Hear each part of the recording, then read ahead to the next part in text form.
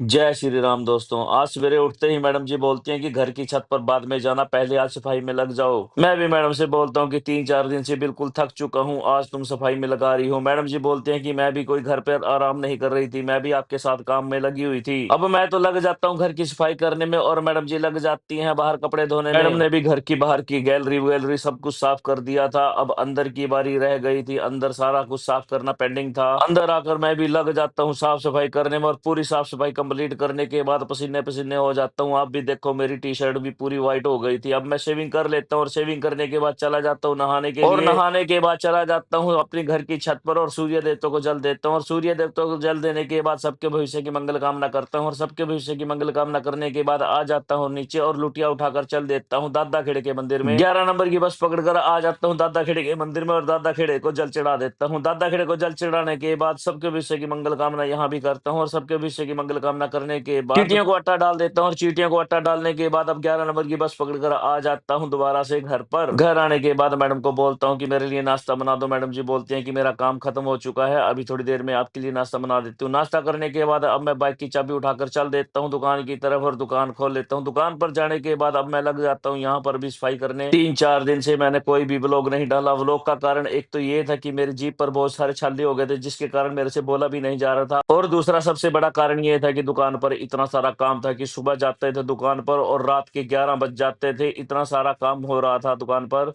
दुकान पर आते ही मैं भी लग जाता हूँ साफ सफाई करने में, पूरी साफ सफाई कर देता हूँ दुकान की। आप भी फाइनल लुक देख लो साफ सफाई करने के बाद दुकान कैसी लग रही है। अभी घर की साफ सफाई और पेंडिंग थी क्योंकि अभी तो मैंने हॉल हॉल साफ किया था, दोनों कमरे चिराग सर का और हमारा कमरा भी पेंडिंग था अभी साफ सफाई के लिए। दुकान की साफ सफाई कंप्लीट करने के बाद अब दुकान को बढ़ाकर आ जाते हैं घर और मैडम जी आते ही लग जाती है अपने धुले हुए कपड़े उतारने और मैं चिराग सर के कमरे को साफ सफाई करने लग जाता हूँ। चिराग सर के कमरे के लिए हमने नए पर्दे बनवाए थे, सबसे पहले वो लगा देता हूँ। आज सवेरे उठते ही चिराग सर तो अपने गांव चले जाते हैं दादा दादी से मिलने के लिए। दिवाली पर 14 और मोस का जो मत्था हमारे गांव में टेका जाता है, उसके लिए मैं चिराग सर को पहले भेज देता हूँ। मैं और पूजा बाद में जाएंगे मोस का मत्था टेकने के लिए। सारे घर की साफ सफाई करने के बाद मैडम जी बोलती हैं कि चलो बाजार चलो, कुछ सजावट का सामान लेकर आते हैं। अब बाइक उठाकर मैडम को बिठाकर चल देता हूँ और जैसे ही मैं सड़क पर निकलता हूँ वैसे ही नजारा देखने को मिलता है। पानीपत शहर बहुत खूबसूरत लग रहा था, चारों तरफ डेकोरेशन ही डेकोरेशन नजर आ रही थी। सारे चौक और चौराहों को इतना प्यारा सजा रखा था लाइटों के साथ, बहुत अच्छा नजारा लग रहा था। मैं भी सरकार से एक अपील करना चाहता हूँ कि अगर दिवाली वाले टाइम में इतनी साफ सफाई और इतना खूबसूरत शहर को बना सकते हो तो पूरा साल क्यों नहीं बना सकते। सरकार को पूरा साल प्रयास करना चाहिए, ना कि एक ही दिन प्रयास करना चाहिए। दिवाली वाले टाइम में अगर इतनी डेकोरेशन हो सकती है तो पूरे साल भी डेकोरेशन हो सकती है। 15 से 20 मिनट का सफर तय करने के बाद हम बाजार में पहुंच जाते हैं और सबसे पहले हमें हनुमान जी के दर्शन होते हैं। हनुमान जी के दर्शन करने के बाद मैडम जी बोलते हैं कि चलो अब डेकोरेशन का सामान लेते हैं। हम पहुंच जाते हैं डेकोरेशन वाले सामान के पास, सारे दरवाजों की लड़ियां ले लेती हैं मैडम जी जो डेकोरेशन में लगती हैं। डेकोरेशन की लड़ियां लेने के बाद अब झूमर ले लेती है, झूमर लेने के बाद मैडम जी पता नहीं क्या क्या ले लेती है बाजार में से। 2-3 दुकानों से डेकोरेशन का सामान कंप्लीट करने के बाद अब मैडम जी बोलती हैं कि मेरे को अटड़ी भी चाहिए दिवाली पूजन के लिए। मैडम को बोलता हूँ कि घर पर स्टील की अटड़ी पड़ी है तो अब आपको कौन सी अटड़ी लेनी है। मैडम जी बोलती हैं कि स्टील की अटड़ी में पूजा सही नहीं लगती, मेरा मन नहीं मानता, मेरे को मिट्टी की अटड़ी चाहिए। अब मैं चल देता हूँ मैडम को लेकर अटड़ी वाली दुकान पर। अटड़ी वाली दुकान पर आने के बाद मैडम जी छोटी सी अटड़ी ले लेती है। मैं मैडम को बोलता हूँ कि इसमें दिए सही सही रखे नहीं जाएंगे, आप बड़े वाली अटड़ी लो। फिर हम ये बड़े वाली अटड़ी ले लेते हैं। पूछता हूँ आंटी से कि बड़े वाली अटड़ी कितने की है। आंटी जी बोलती हैं कि 250 रुपए की अटड़ी है। फिर हम अटड़ी लेकर चल देते हैं घर की तरफ और रास्ते में फिर हमें यह नजारे नजर आ जाते हैं। बाजार को देखते देखते मन नहीं भरता, जी करता है कि पूरी रात बाजार को देखते ही रहें क्योंकि इतना सुंदर नजारा अब तक कभी नहीं देखा होता हमने। साल में केवल एक ही दिन ऐसा होता है जिसमें हमें ये लाइटें ही लाइटें नजर आती हैं, वो दिन होता है दिवाली का। और दिवाली जब भी आती है हमारे मन में हर्ष और उल्लास भर देती है। रास्ते के नजारों के बीच में हमें हनुमान जी के दर्शन फिर दोबारा से हो जाते हैं। हनुमान जी से आशीर्वाद लेने के बाद अब हम थोड़ी देर के बाद घर पहुंच जाते हैं और घर जाने के बाद जितना भी हम डेकोरेशन का सामान लेकर आ जाते हैं लग जाते हैं लगाने में। मैं डेकोरेशन का सामान लगा रहा था, इतने में मैडम का फोन आ जाता है, उसके भाई का, भाई से बात करने लग जाती हैं। सारा डेकोरेशन करने के बाद अब आप फाइनल लुक देख लो कि हमारा मकान कैसा लग रहा है, हमारा घर कैसा लग रहा है। मैं भी इसी के साथ आज का व्लॉग यहीं समाप्त करता हूँ। सारे बहन भाइयों की मंगल कामना के साथ सुनील भाई की आप सबको राम राम और आप सबको दिवाली का त्योहार खूब फले फूले घर में लक्ष्मी लेकर आइए दिवाली का त्योहार। इसी के साथ आप सबको